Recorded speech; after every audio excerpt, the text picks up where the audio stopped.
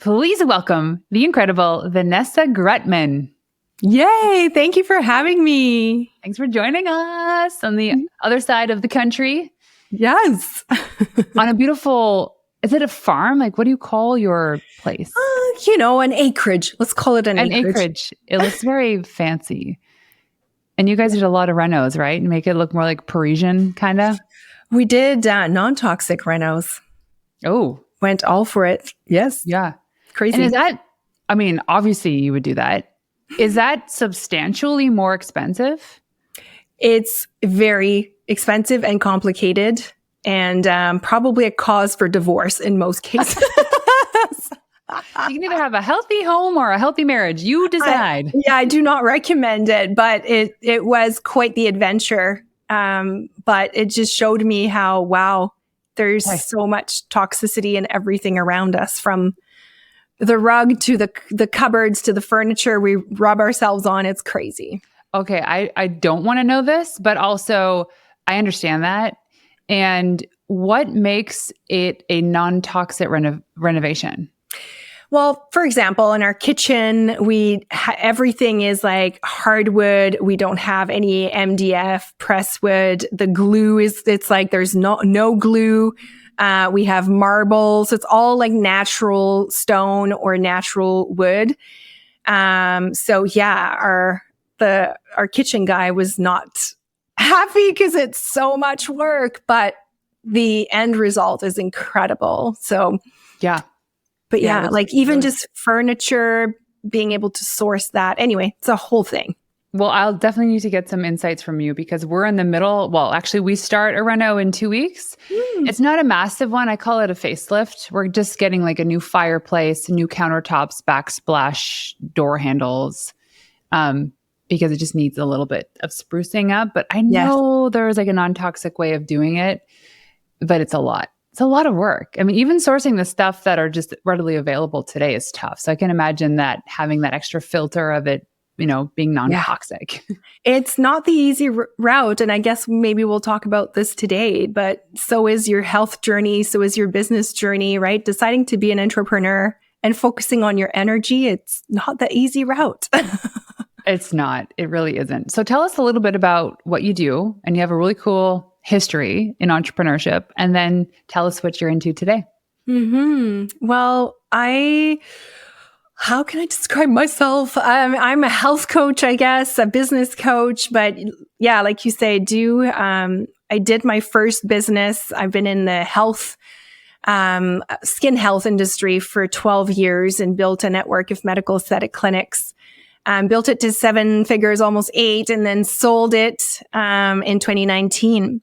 And I just poured everything in this first business. I had 2 babies along the way. I took no mat leaves, to the point where even I had to fire an employee with my son napping on me, like that kind of thing. Bad. I'm not proud of this. I was really deeply rooted in this masculine energy of like hustling and doing and wanting to feel validated through my actions, wanting to be seen. And the day we sold, I just found myself with no identity left. I was like, who am I? Because I had been almost forgetting all these other spheres of my life. And so I hit a wall. I couldn't wake up in the morning anymore until someone was like, I think you're in burnout. And I was like, what? No. And sure enough, yeah, I was in burnout. And that's when I discovered the world of biohacking. And I started diving really deep into, okay, I'm going to heal myself. And I started taking all the supplements and all the things, spending thousands of dollars to not feel any better.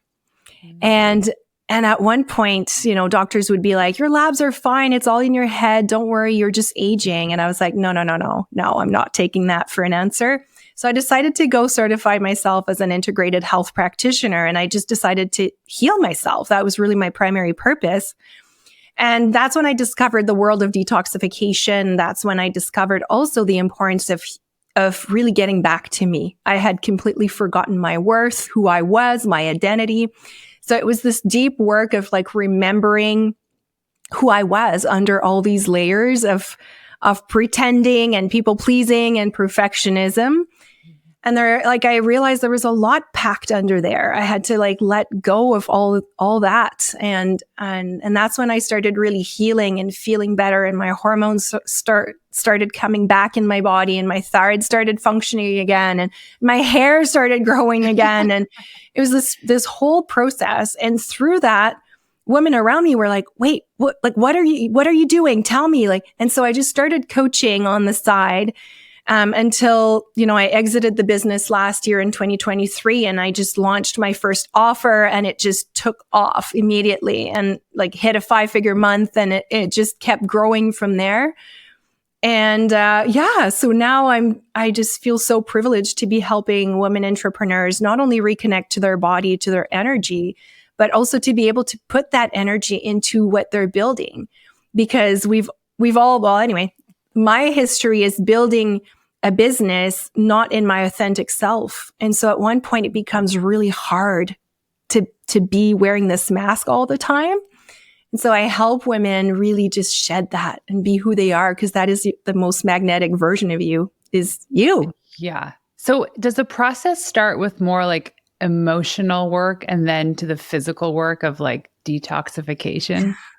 Well, I always say it's all at the same time, because what happens is when we clean our instrument, I call our body our vessel, when we start physically cleaning it from the toxins that are slowing it down, what happens is we actually start unveiling emotional traumas that we didn't even know were there.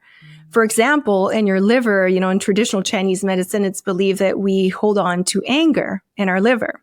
So when we start creating flow and movement back into the liver by detoxification, you might be angry for a couple days. You might be really irritable, or you might find yourself, crying a little bit more. And I always say that's awesome.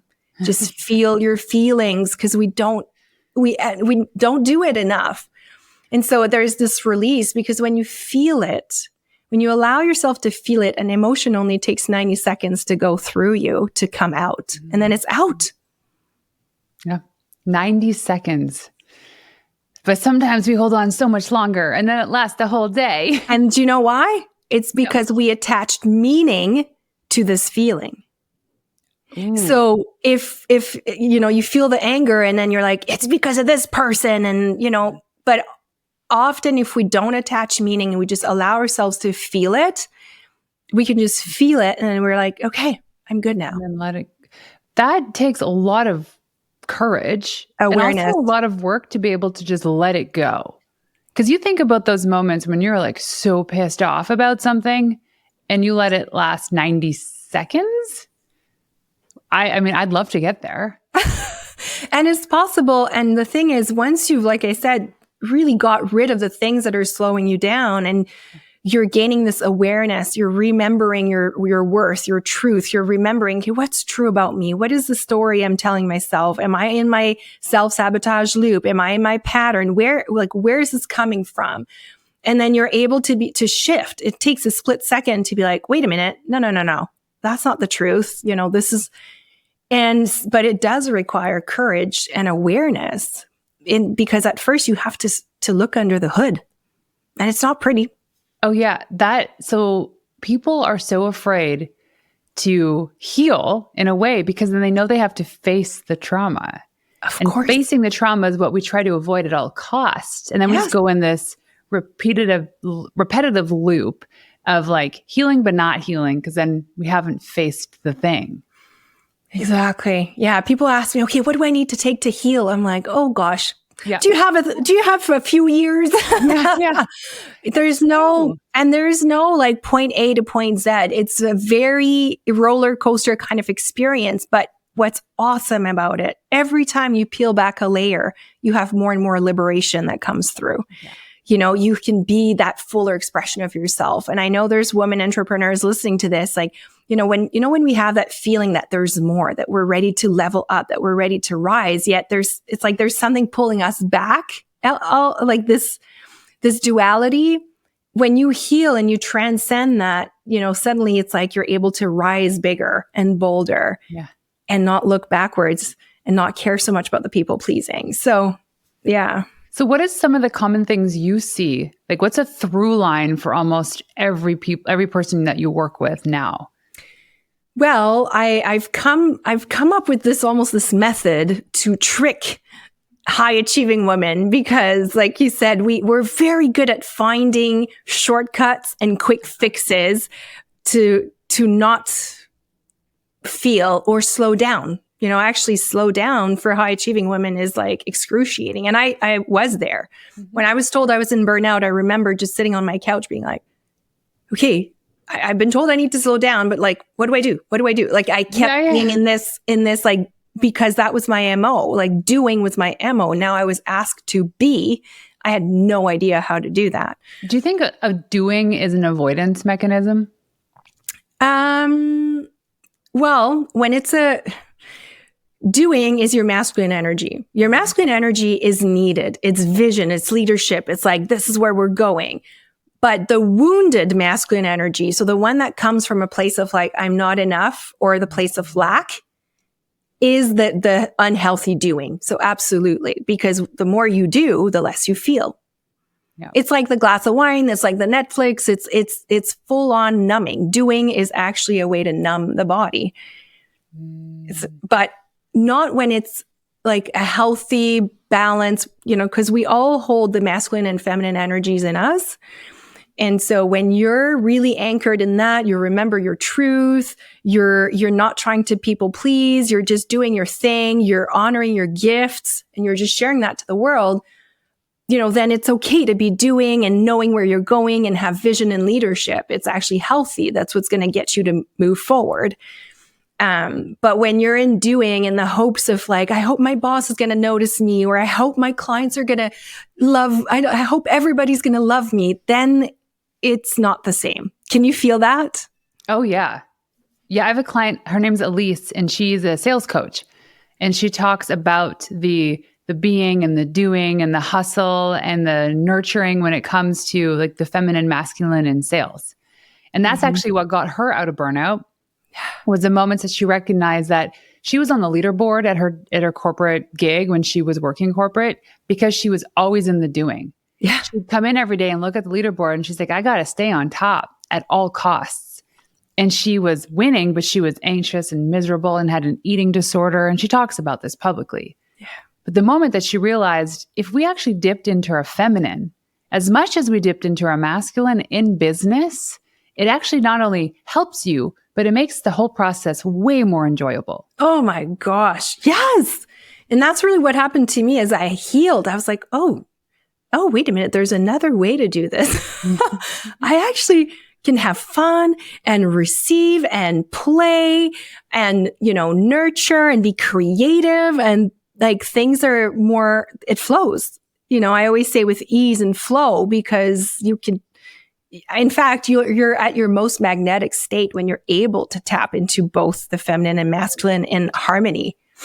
And it used to be shunned upon in business, right? I mean, it's only as of the last, really for me, 5 years where there's been more women talking about this, even men. Like even my husband is talking about like the feminine in business. He needs it too, for sure. Totally. And it's a beautiful thing. It's just that now we have all this pent up trauma that we have to release, because in order to be a successful entrepreneur, I used to have to be hustle at all the time, 100%. And now we're saying that doesn't even actually do any good for us, because the growth is in the rest, just like working a muscle, right? We go to the gym and we just we tear that muscle, and the rest is the rebuild. That's when it actually gets stronger. And we don't think, okay, we got a couple hours off, we got a weekend off. It's like, take the time off. Cal Newport talks about this really well. And he says like he's all about productivity, and he's very adamant about people creating boundaries, especially those people that work from home. That you say, if you're done work at 5, you're done work at 5. You shut things down. You're not going to finick with anything later on. Turn off your phone, because it's in the rest that you'll be able to show up in your ultimate power the next day. We don't do this. We don't do this enough. And with women, we're the default parent. We're the ones baking the bread for the bake sale and getting all the Valentine's Day stuff together. I know. We're the CEOs of our household, and we have so many things on the go. But I always say, the first thing is honoring your needs. your needs as a grown-up adult, taking responsibility, radical responsibility for what the heck do you need? How do you fill your cup first? Yeah. And it's your job to do Demand it. that. Demand it. Okay, I'm going to pull up a post that you shared on social media. That Uh-oh. was one that, yeah, don't worry. We're going to talk about, you listed all of these. It was kind of a funny thing. You listed all of these things about being a biohacker. Oh, yeah. We're I don't know. biohackers. You're like, yeah. You list a bunch of things in there, and I don't want this to be like just a listicle type conversation that we're going to have right now. But you've been in this journey of, we'll say, as a biohacker, to find ways for you to perform at your prime at all time. Mm-hmm.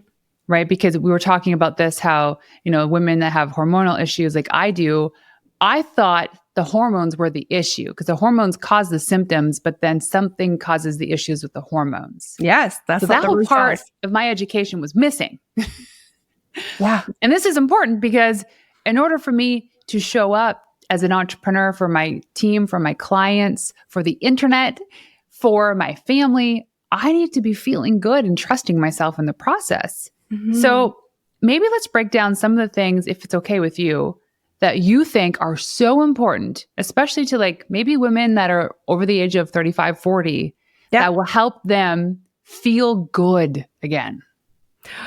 Oh, that's, I wish there was like, do this and this, but I mean, I guess there Take are this some blue things. pill and you'll Yes, exactly.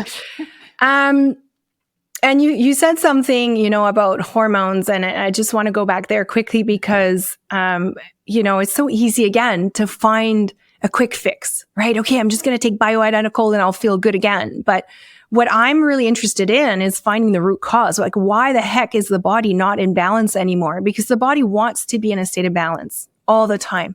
It's just we are so disconnected with our body. When's the last time you actually paid attention to when, you had a tummy ache and actually just sat with that and be like, hey, what's going on with me? And most of the time we're just like, geez, I have this, and we're popping a pill and moving on, right? So to me, biohacking, before I start giving tips, I have a bit of a different view because to me, biohacking is, yes, it's about finding your optimal health span, right? So longevity and optimization, but it's a very masculine driven movement. And one thing I've realized is as women, we enter this movement and like, here we are, like I did, popping all the supplements and buying all the things and being like, okay, this is going to fix me. Yeah, this is going to fix me. Oh no, wait a minute. This is going to fix me. And what I realized is it had no foundation for women. And so the goal is to, first of all, remember that you are your ultimate biohack. Your body is already engineered to do everything right, but you just have to start paying attention to it. So we always look for solutions outside of us, but to me, the ultimate biohack is just remembering that you are it. You are your ultimate biohack, and remembering that through reconnecting with your intuition. Like, how sometimes when you're about to go get a medical procedures or you go see your doctor and they give you a prescription and you're like, this doesn't feel right. Mm-hmm. Well, actually listening to that, with your kids as a mom, we have that gut feeling all the time, but we don't always act on it. Well, so that is the intuition's strong. It's huge. My son picked a hangnail on his toe and his toenail got infected. So for 2 days, we soaked it in vinegar and baking soda and peroxide and bandaged it up, and it wasn't getting any better. And it was painful for him to put a shoe on. So I said, oh, it's time to go to a clinic. So we're driving there and I go, Noah, here's what's going to go down. We're going to go in, we're going to wait an hour. The doctor's going to see us for 5 minutes and we're going to walk out with a prescription. And it's going to be an antibiotic that you're going to have to take for 2 weeks. And then I go, Noah, what do we know about antibiotics? Well, Mama, it really upsets the good bacteria in our stomach and it takes 3 months for us to get back to normal. So then I said, do we want to have an antibiotic? No. Okay, sure enough, exactly that's what happened. So we came home. This was 4 doses a day for a week or 2 weeks. Oh my gosh. And I go, gee, I look at the bottle, I go, no, this is really potent stuff. I'm surprised it said 4. I really think this can be fixed off 1. He's like, let's give it a try. So gave him 1 teaspoon of this liquid antibiotic. The next day, it was gone. And it had nothing to do with the antibiotic. I think it was the mind over the matter. I would 100% agree with that. Still in the fridge, and I should probably bring it to get it disposed of.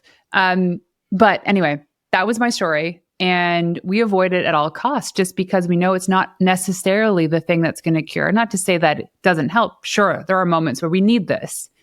But for most things in our life, it's just so easy for us to go get a pill. And that's like a Band-Aid. And biohacking can be like that. That's why I'm really cautious with it, because biohacking, the way it's shaping up right now, it's like that. It's like, take this miracle thing, try the ozone and this and that. And the truth is, it will work if you are connected to your body and if you are really mindful about listening to what feels right, what doesn't feel right. Because biohacking can be another external tip or an external way that we're fixing. And what happens is when we're giving that power away, the minute we put it outside of our body, it's not in us anymore. We've given it away. And so things don't work the same way, right? Whereas when you're doing it in a very intentional way, you're super conscious, you are sitting in your power. You're like, okay, I'm clear on why I'm doing this. I know where I want to go with this. Everything shifts exactly like your son, the same thing. So I'm actually glad you brought that up because it's exactly how I present biohacking. So it's just a bit of a rabbit hole. And I find that people get looped into it and then they'll be like, I've spent, just like me, thousands. I put a sauna in my home, all the things. And it's like, why am I not feeling better? Well, because you don't have a foundation. We need to anchor it somewhere, and it's you. So that would be my first recommendation, is just start listening to that intuition. And what's great is your intuition is your feminine energy. So it's going to benefit you anyway. Totally. And the minute you are more in your intuition, you're going to get to create so much more, right? And like you said, it's in that rest that you can start collapsing timelines because you start creating time with so much creativity. But in terms of like, if you want to go in tips and tricks, like things that I can easily share for everybody listening are, making sure you're starting your day with a tall glass of water, pinch of sea salt, lemon. So because when you wake up in the morning, you're at your most dehydrated state, but also your most toxic state because you've been detoxing all night. Right. And so when we start our day with a cup of coffee, for example, all we're doing is just like making it worse. And there's a reason why at 2 p.m. the body is like, seriously, I'm tapped out. Peace out. So if we just shift the order of things and we start our day with a glass of water, not only are we flushing the toxins out, but we're also replenishing electrolytes and we're rehydrating the body. So that is a huge one. I'm not taking the coffee away, but the coffee, I always say the sweet spot for it is after your morning smoothie. Ideally, I like breakfasts that are liquid because you get 30% energy back to your brain instead of going to your digestion.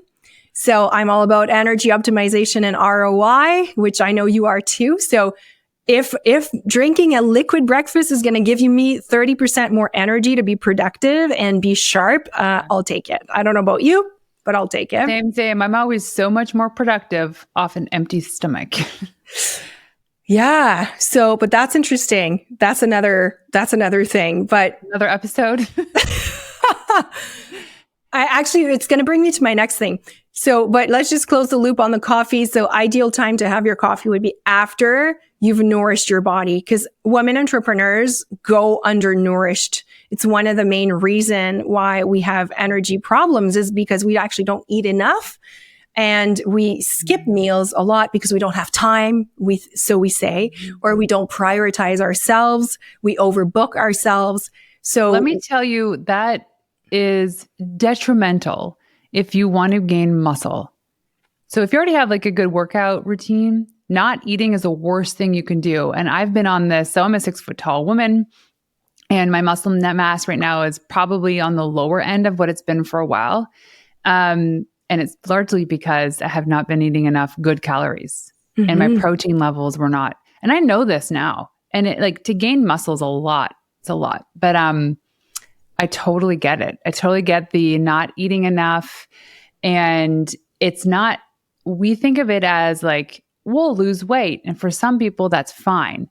But for most people, not eating enough is actually it's a terrible thing. Actually, it's not for anybody. So here's the thing. And that brings me to my next point, which is over fasting. This all intermittent fasting, like I call this a trap because especially for women, it works really, really well the first couple months until you start losing hair and until your hormones start tanking and you're like, oh, wait a minute, right? Because this fasting works.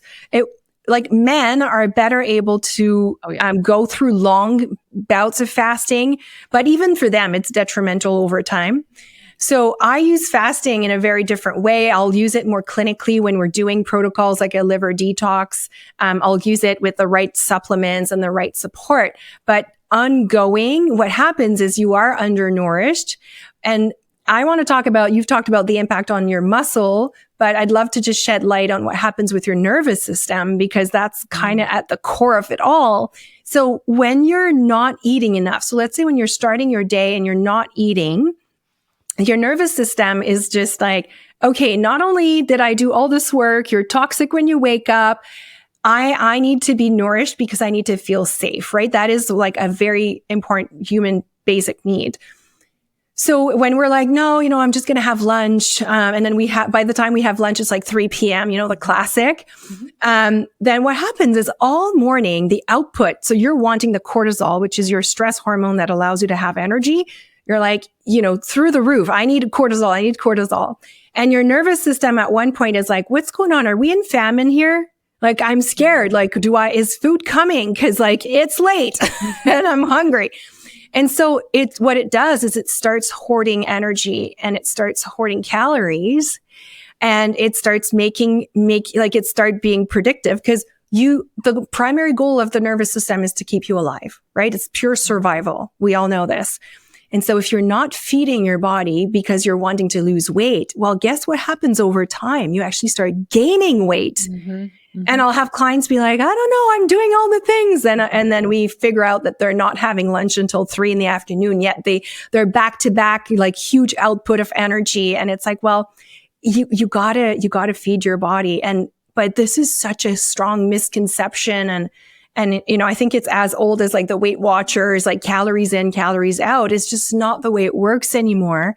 And if you're wanting to be, and that's really what I'm preaching is I want the women entrepreneurs I work with to raise their impact in the world. And to be able to do that, they need energy, like no small things, like they need energy.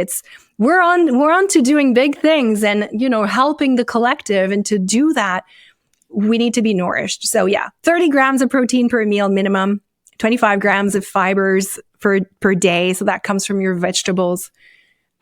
So like, it's how simple. We said before, like it actually is a lot simpler than we think. Like, we make it so complicated. Okay. It's back to basic. The way to do it is if you don't own an Instant Pot, go get an Instant Pot.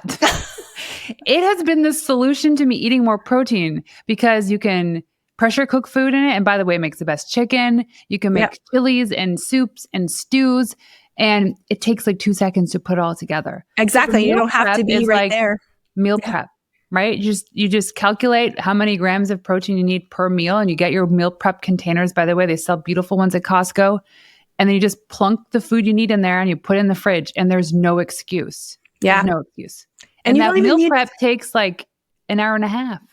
On a Sunday. Yeah. Or in the middle of the day, if you work from home and you're like, I got an hour free to myself, let's go do this thing. That's when I do my meal prep between meetings. Yeah. No, I mean, that's the thing is when you know better, you do better. Right. Yeah. And it's our job to share this information because it's so, so important. So what is this? Okay. So is there any more steps? Cause I want to talk about this like copper peptide thing and all that stuff. I'm so intrigued by that. Seriously, there's so much I could be talking about, in that video, I talk about the wild stuff like coffee enemas, but obviously you don't have to do this. I don't talk to all my clients like this because they would be running away. And so there's like layers to this. One of the first thing I also recommend, I was saying earlier, how I've been able to trick my clients is I start them right away with a liver detox. And what's great is the reason why I trick them in doing that is they're thinking, awesome, a protocol, step by step. This works really well with their high achieving mind. They're like, I can do this. I'm going to crush this, right? Because they're also wanting to be perfect in it. And so they start, and the first 2 days and a half are fasted. And what happens is when you're fasted, your body takes over and you're forced back into your body. And that's why I say I trick them, because then they'll be like, I'm so irritable. I'm so angry. I'm so sad. And I'm like, yes. So is it 48 hours of like no food? It's almost 60, but you are supported. So you're taking a shake every 4 hours. You have the supplements to also make sure that you're not accumulating toxins, but they're moving out. So it's very well done. And trust me, now I have more than 800 women that I've supported in doing this. So I've done a 24-hour fast to go get a colonoscopy done. And I was stressed up leading up to this day. And the morning I wake up and it's the day of my fast, I enjoyed it. I actually felt good, because here's what I did leading up to it is I slowly, day by day, started taking out a little bit of the stuff. Like I stopped coffee before, stopped alcohol before, so that the day of the fast comes, it's not like a massive attack on the body. Body's like, where's all this stuff that I'm used to? Give it to me, please, baby. Exactly. The coffee. So before we do a liver detox, I actually send you a little mini course, and like there's 8 days of preparation ahead of time. And just like what you're saying, and coffee needs to come out at day, like 4 days before, because there's 3 days, like 72 hours of caffeine withdrawal alone. And I don't want you to think that the headache that you're going to have is caused by the detox, because it's just the coffee causing it. Yeah.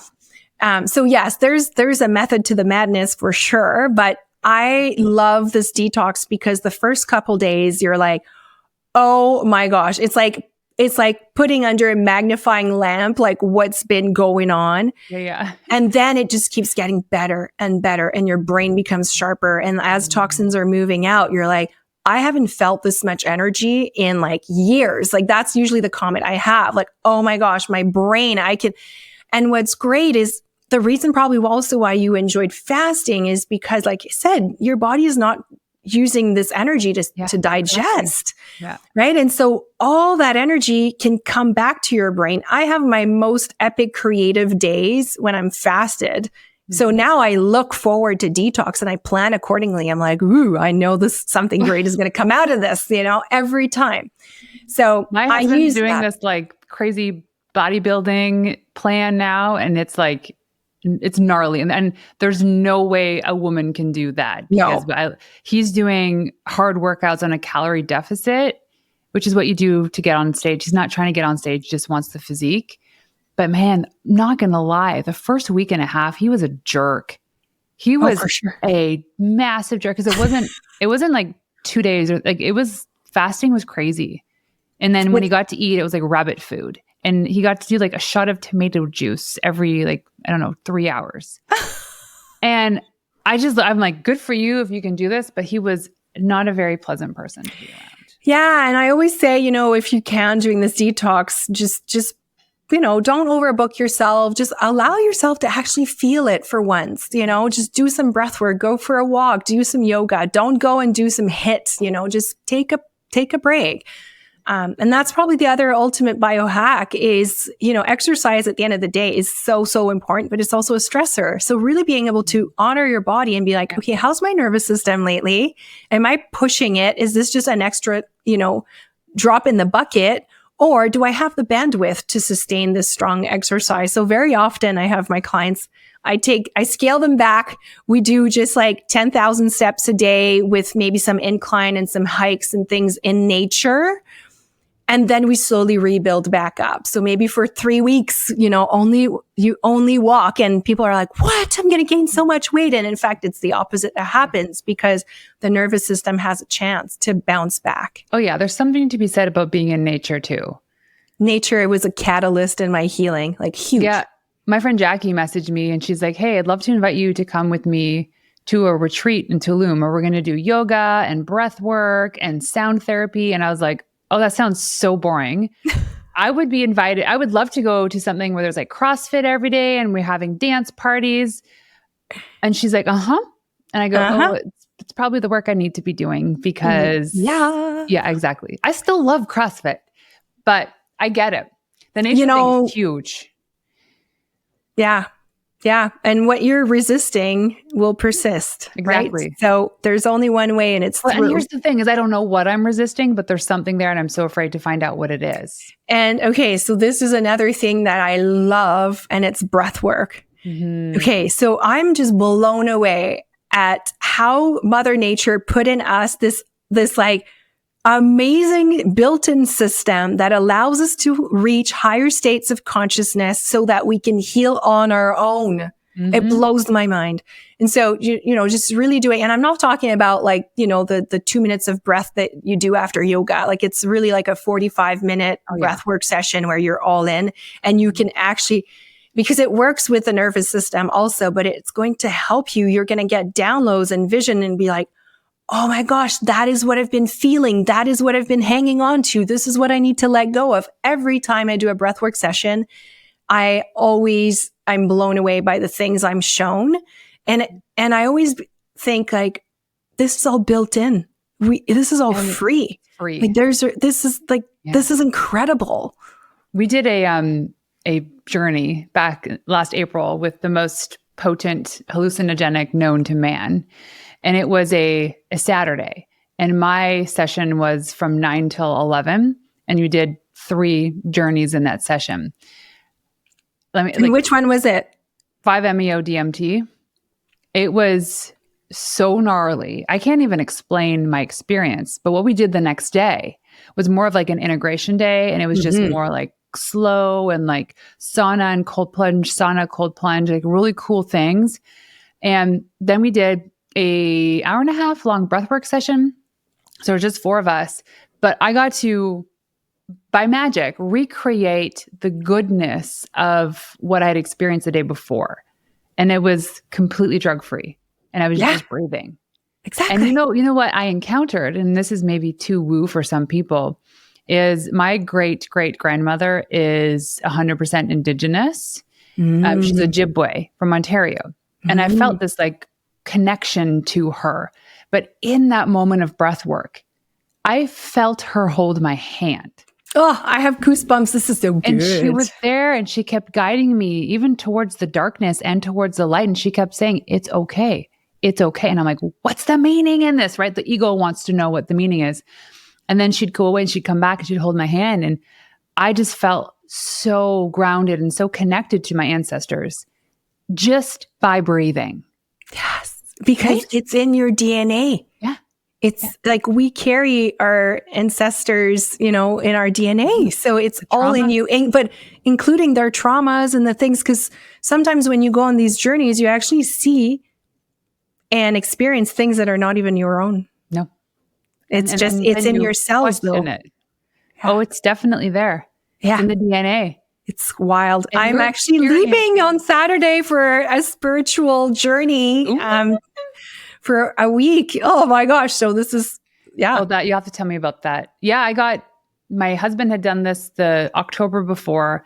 And when he came back, he didn't really talk about it. And I didn't really know much about it because I'm not into like the whole plant medicine thing. I'm an extremely sensitive person when it comes to any of that. So that's why I can't do mushrooms or anything. But you went in and you did that. So and that's is what that I a do. Story you're telling yourself? I go level 10 before even starting at chapter 1. And so I was like, fine, let's do it. I mean, it can't be that bad. It's like they say, putting you facing your trauma of 30 years in 7 minutes or in 15 minutes. And everything's going through you, past you, and not even your trauma, other people's trauma. It's coming through you. And you're like, oh my God, this sucks. This is so heavy. It's exhausting. I slept the whole day from 11:30 till 5 p.m. I slept. Yeah. You integrated it. But you know, what's crazy is we're going to start seeing more and more of that. That is biohacking, you know, like a journey like that can be the equivalent of 10 years of therapy. Mm-hmm. So imagine, now they're using psilocybin and MDMA and things like that to solve PTSD from like people in the army and the craziest stuff in like 2 sessions. Imagine. Yeah. So we're actually, I mean, I don't even know if this is public. I won't say it, but we're involved in a company that works with MDMA because we've my husband and I've done a couple sessions together. And of all the things that I've tried, this was the best for me. Yeah. Is in a controlled environment. It was couples therapy, but what comes out of it has nothing to do with the couple. It comes back to you and your center. Exactly. So you see how that is the ultimate biohack. Yes. It always comes. So it was like, oh, I didn't know this of me. But essentially, it's like the MDMA just dumps a bunch of dopamine on your brain and you just become you feel comfortable and safe in sharing the things you need to share. And it's like all this work, it compounds in a good way. It's not like the one pill or like the one breathwork session. Yes. It's like your investment every day. What are the micro moments that you're investing into your health, into your happiness? I think we forget that. We think it's like the 1 week journey or retreat in Mexico. Oh gosh. And I've been like working 3 years to get there. You know what I mean? Like it's just, like you say, it's compounding. It's a journey and there's no end point. You're never going to be done. Exactly. It's a journey. There's always something else. there is always going to be, but here's the thing, you do the work and then, so you face the trauma, you may hopefully heal, you gain tools on how to deal with this. So the next time you face it, you can go through it with ease. Exactly. And the advantage to this too, is that now this isn't being spread to the next generation. I mean, to me, that is the ultimate why of why I'm doing this. I'm like, I want to deal with this sticky stuff in me because my kids don't deserve to be carrying this. And you know what's awesome? And I've experienced this and I'm in the thick of it right now is when you start healing yourself. I actually just did a full mother wound healing journey where I really went back to my birth experiences and really kind of healed all those moments where I completely checked out of my body because of pain. Because when you checked out of your body, your baby feels it. And it can create in the baby this feeling of abandonment. And it's like, wait a minute, you're not even born. But yes, they're feeling that.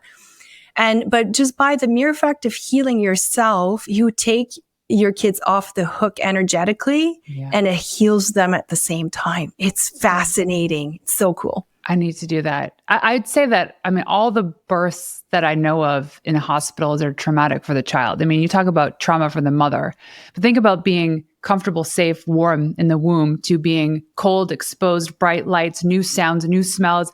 All of your senses become activated in the moment that you're born. And medicated. How stimulating is that? Like, yes, that like, no. It's, but you know, at the end of the day, the child needs a regulated mom. For as long as the mom is regulated, they're fine. And that's the problem is because we're walking around with these traumas, we're not fully regulated. And that's why when you heal that for yourself, you automatically heal that journey for them as well. Oh, I love this. Okay. But I do want to get to the copper peptide. I've been avoiding this question. Tell me about this thing. And this might be like chapter 10 if you're just starting out, but that's okay. It's a really interesting thing that I've never really heard until you mentioned it a couple months ago to me. Yeah. So this came on my lap probably 6 months ago, and it's this patch called X39, and it's using photobiomodulation. So essentially, it's a patch you put on your body. It uses the infrared that we all like infrared is the heat that comes off of our body. So it uses that to produce copper peptide. So copper peptide is like the holy grail of peptides. It helps with deep, deep healing and reducing of inflammation in the body. In fact, it's even used now for healing colon cancer. It's like wild. Okay. So, but in Canada here where we are, it's hardly impossible to get. You need to get it, in ways that we don't know where it comes from. You got to reconstitute it at home. You got to inject yourself twice a day. And I always thought, oh gosh, I can't recommend this to my clients, even though they would need it. It's too much. And so when this patch came to me, I'm like, wait a minute, all you need to do is wear it and the body will produce what it needs. I was like, this is the dream. But it felt too good to be true. So I started trying it. And after 3 months, like my sleep, I tracked my sleep. It was incredible. My energy, immune system, I just felt like overall more stamina. And then my hairdresser was like, what's going on? You have all these baby hair everywhere. Like, what's happening? And I was like, oh my gosh, it's the patch. And so now it's really part of my toolbox. It's something that I recommend to my clients that are wanting to support their healing. Again, is it going to do it all? No, but I see this as an accelerator, and I use it on my kids. And funny enough, the older you are, meaning the more inflammation you are, the quicker you will see the results. Like my mom used it after 5 days. She was like, I feel something. And I'm like, yes, like it's working. So it's just this like brilliant technology. The company that's put it together, they've been out there for 19 years. So it's not new. The science is incredible. Like, really like they did studies after 7 days, your blood levels of copper peptides are through the roof. And to me, this is just, again, it's so in line with my vision because we're trusting the body to produce what it needs. And I just love that. And then it goes wherever is most needed. So if your liver's needing support, it'll go there first. That's how peptides work. So yeah, okay. X39. I'm going to get some peptides, baby. So, yes. Last two questions, but second last question is, to summarize this, where can somebody begin this journey if they're like, I need this next step? I would say going to you, of course. Yeah. I would say the liver detox is something I feel really safe recommending because, for as long as you're not pregnant or breastfeeding, if you don't have eating disorder tendencies, or if you don't have type 2 diabetes, type 1 diabetes, actually, sorry, type 2, you're fine. Then it's amazing. Where can people go to you to get information? Yeah, it's on my website, vanessagrutman.com, and then they can hit in the shop section. It's all there. And when you buy it through me, it comes with this full detox mini course I did online. So you're fully supported. Every day you get a video. Like there's step by step. There's recipes. So it's really one of those things that will create this deep reset. I'm all about creating momentum. And so I haven't been able to find something that creates as much momentum in one go. So it's totally worth the commitment. 7 days, it's like nothing. Yeah. That's only a week. Yeah. Like to get back this energy and this clarity. Mm-hmm. And then you have the bandwidth to be able to layer one next thing and then one next thing, right? Exactly. It's all about the power of one. Yeah, totally get it. Okay. So one last question for you. When I ask you what it means to be a wild woman, what is that for you? Going back to you, remembering your true nature. Really, like to me, being wild is being brave enough, bold enough to be unapologetic about who you are and really embracing those gifts that you have to share to the world. We all do. Mm-hmm. So if people want to go online to find you, where can they go? I hang out on Instagram the most at vanessa.grutman.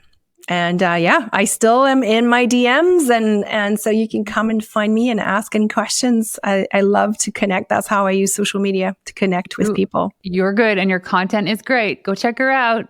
Well, Vanessa, thanks so much for joining us today. This was awesome. Thank you, Renee.